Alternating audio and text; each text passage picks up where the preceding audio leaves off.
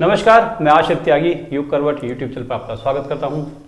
देश में, प्रदेश में, पड़ोसी राज्यों में काफ़ी कुछ ऐसा हो रहा है जिस पर चर्चा होनी बहुत आवश्यक है। चर्चा करने के लिए हमारे साथ मौजूद हैं युग करवट के एडिटर इन चीफ सलामत जी। सलामत जी, पहले आपका बहुत बहुत स्वागत। बहुत बहुत शुक्रिया आशीष जी आपका। सलामत जी, 3 राज्यों में सरकार बनी भाजपा की, तीनों जगह नए सीएम ला दिए गए।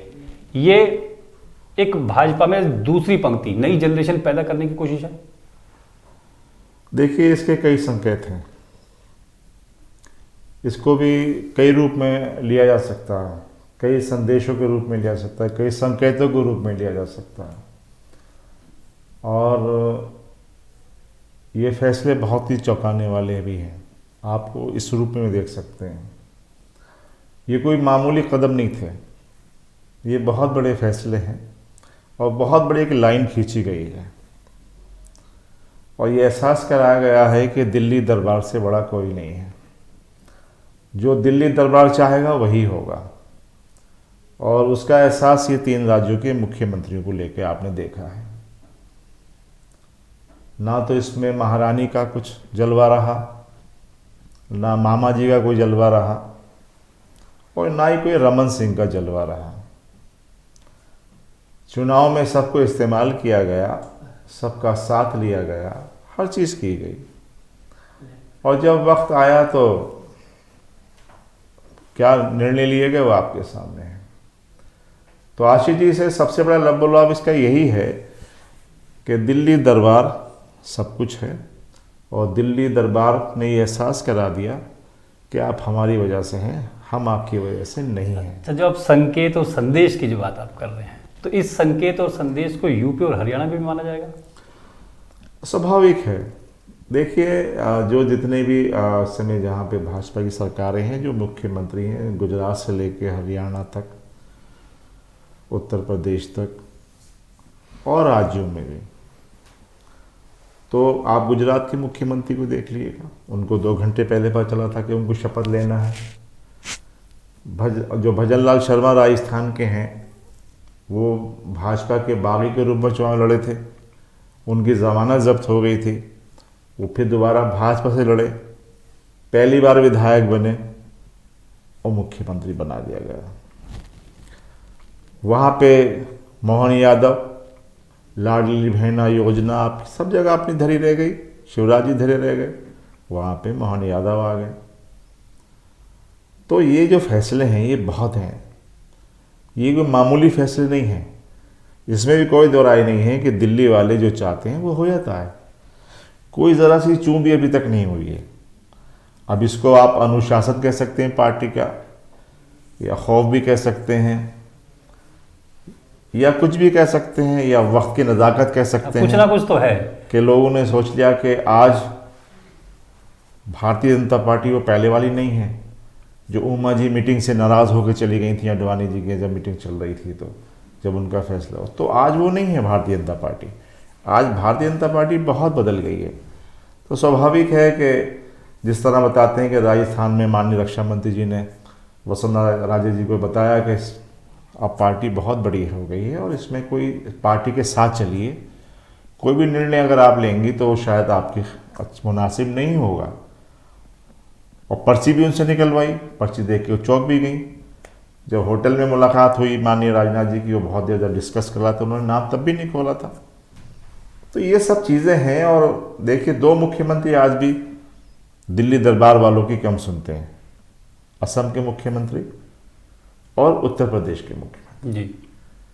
असम वाले तो थोड़ा बहुत मान भी लेते हैं, हेमंत जी, पर उत्तर प्रदेश के हमारे जो माननीय योगी आदित्यनाथ जी हैं, जो आज एक बहुत बड़ा नाम है, एक बहुत बड़ा कद है उनका, एक बहुत बड़ी छवि बन गई है, वो आज भी दिल्ली वालों की कम मानते हैं।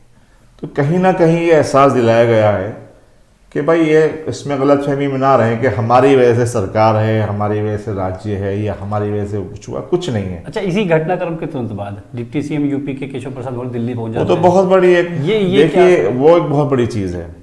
सवाल ये है कि जिस टाइम भजन लाल जी के नाम की पर्ची चल रही थी, प्रधानमंत्री जी उस समय संसद भवन में केशव जी से मिल रहे थे। उससे पहले अमित शाह जी से उनकी मुलाकात हुई थी। ये मुलाकात अपने आप में बहुत बड़ा संकेत है और आने वाले कुछ वक्त में हम आप देखेंगे उत्तर प्रदेश में कुछ बदलने जा रहा है। किस तरह बदलाव होता है, मंत्रिमंडल को लेके होता है, सरकारी अफसरों को लेके होता है, बट वो मुलाकात बहुत अहमियत थी। केशव जी की इतनी निकटता आजकल योगी जी से नहीं है, वो कैबिनेट की बैठक में भी नहीं जा रहे हैं। इतना ही नहीं, जब अयोध्या में दीपोत्सव कार्यक्रम था तो उसमें केशव जी नहीं गए, तो जाहिर है कहीं ना कहीं वो दिल्ली वालों के कहने से ये चल रहे हैं जो भी चल रहे हैं। बट उस समय की मुलाकात, फिर फोटो रिलीज होना, ये बहुत बड़ा संकेत है कि दिल्ली ही सब कुछ है, सब कुछ दिल्ली करेगी और यूपी में बदलाव देखा जा सकता है, ये संभव बनी हुई। लेकिन इसमें आसान नहीं है आशीष जी। दिल्ली है और राज्य में तो आपने जो कर लिया, बस दिल्ली में इतना, सॉरी यूपी में इतना आसान नहीं है, क्योंकि योगी जी की एक बहुत बड़ा कद हो गया। हाँ, कहा भी जाता है योगी मोदी एक साथ नाम ले जाते हैं। हाँ, स्वाभाविक है, जितनी सभाएं चुनाव में उनकी लोग मानते हैं उतनी माननीय योगी जी की मांगते हैं, तो जाहिर है कि योगी जी एक बड़ा कद है, बड़ा नाम है, और जहाँ जहाँ गए वो चुनाव संघ की भी पसंद है वो, तो स्वाभाविक है कहीं ना कहीं मामला जो है इतना आसान नहीं है। दिल्ली वाली घटना बात कर लेते हैं। 13 दिसंबर को दिल्ली में जो कुछ हुआ, 2 लोग सदन में कूद गए, 2 बाहर क्रैकर पटाखे रंग वाला छुड़ा रहे हैं, इस घटना को आप कैसे देख रहे हैं? देखिए, बहुत ही दुर्भाग्यपूर्ण घटना है, बहुत निंदनीय घटना है और बहुत बड़ी चूक है। सवाल ये है, चलिए पास बन गया, दर्शक दीर्घा से वो कूद गए, कोई बात नहीं, वो भी माना जा सकता है, तो दर्शक दीर्घा तक उनके पास था, हमने वहाँ माना, वहाँ से सुरक्षा जो है लैप्स नहीं, बट वो जो वो लेके गए, कैन ले गए हैं, वो कैसे चले गए अंदर? कलर वाली कैसे चली गई अंदर? वो वहाँ उस दिन तमाम CISF के और तमाम और अदर फोर्स के जवान भी थे, पूरी सिक्योरिटी थी, हाउस चल रहा था। भाई मान लो आपके अगर हाउस नहीं चल रहा था, वैसे कोई अगर चला जाए, कोई रास्ता खुला, तब तो मान सकते हैं, वहाँ हाउस चल रहा था, सब कुछ था, तो ये बहुत बड़ी चूक है। उसमें मान लो उनके पास वो दूसरी वाली अगर गैस होती, सारे बेहोश हो जाते, या कुछ बड़ी जहरीली गैस होती, क्या होता, तो क्या असर होता? तो ये बहुत बड़ी चूक है। हालांकि इसमें कार्रवाइयाँ हुई हैं, लेकिन ये, और ख़ास इसकी जांच का विषय ये है आशीष जी कि 13 दिसंबर क्यों चुना?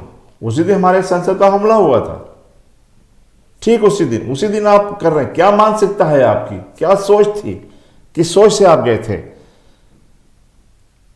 हम हाउस उनको जो है शहीदों को नमन कर रहा है, जी, और आप जाके वहां इस तरह का माहौल पैदा कर रहे हैं। आप बंदर की मेंढक की तरह पूरे हाउस में कूद रहे हैं, अंदर इतनी बड़ी सुरक्षा चूक, बहुत बड़ी सुरक्षा है, ये मामूली घटना नहीं है। और ये ऐसा भी नहीं कि एक दिन का है, जो मनोरंजन था वो बजट सत्र में भी आया था, वो रेकी करके गया। जी 9 महीने से पूरी जांच चल रही थी, ये रेकी कर रहे थे 9 महीने से। बजट में वो आया, बजट सत्र में बैठा, उसने देखा कहाँ कहाँ सुरक्षा पॉइंट है। उसके बाद सागर शर्मा बीच में आता है, बट सागर शर्मा परिसर में नहीं गया, उसमें पार्लियामेंट हाउस में नहीं गया, उसने बाहर से वो बाहर से उनकी मीटिंग हुई, ये लोग तय होते हैं।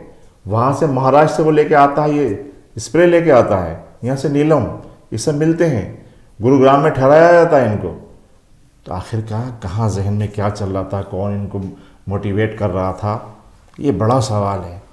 ऊपर वाले ने सब रहम रखा, सब बच गए, कोई बड़ी घटना नहीं हुई, कार्रवाई हुई, बट ये कोई मामूली नहीं है, बहुत प्लानिंग के तहत काम हुआ है। जिस तरह से गिरफ्तारी के बाद नीलम ने नारेबाजी की बात की, उसके बाद उनके घर वालों के बयान आए, माता के, किसी पिता के बयान आए, तो उससे तो लगता है केवल एक राजनीतिक स्टंट इन लोगों का है।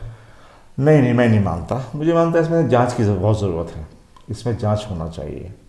क्योंकि एक अगर मान लो राजनीतिक स्टंट होता तो हम तो 2 दिन 4 दिन पहले करते, हाउस चलना चलेगी, फिर उसमें बजट सत्र में क्यों आते? बजट रेकी क्यों करते? हम रेकी करा है उन्होंने, गेट पे हंगामा करके चले जाते, तो वहां भी वो हीरो बन जाते, राजनीति होता।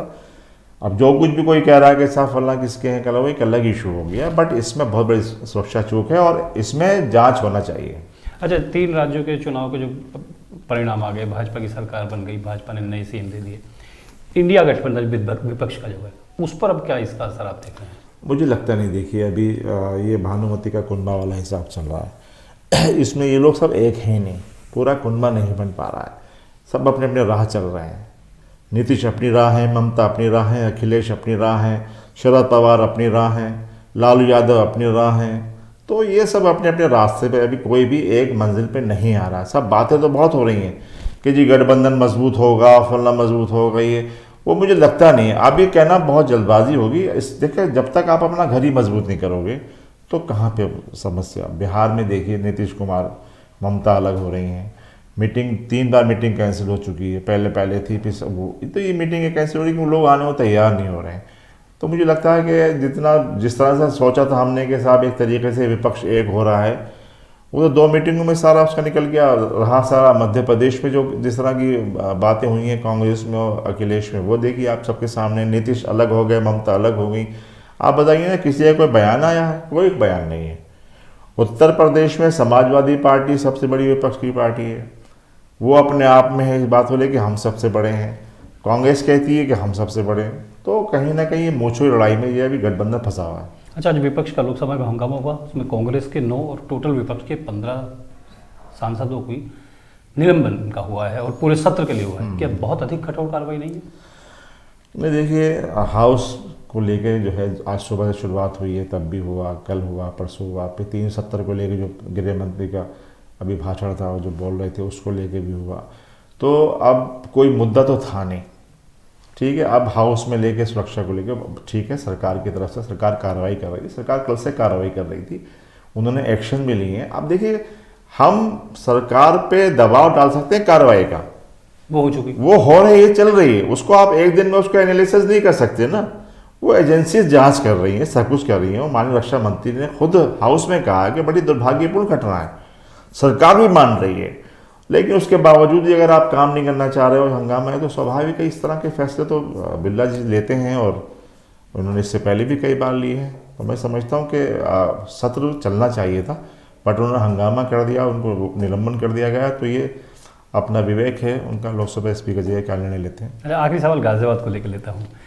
चुनाव जितना निकट आ रहा है, भाजपा की बात कर रहे हैं, तो भाजपा में जो हमारे सांसद और केंद्रीय मंत्री वीके सिंह और स्थानीय जो जनप्रतिनिधि हैं, उनके बीच खाई पड़ती नजर आ नहीं रही है अभी भी। तो इसका क्या असर रहेगा आने वाले टाइम पे? ना, अभी मुझे लगता नहीं कि ये आसानी से खाई पटे हुए हैं, क्योंकि बहुत ज़्यादा अपनी दूरियां हो गई हैं और यहाँ भी मूंछों की लड़ाई है। सब अपने अपने कदों को, स्टेटस को लेके अलग अलग रास्ते पे चल दिए हैं। कोई ये नहीं सोच रहा है कि इससे विकास कितना प्रभावित होगा।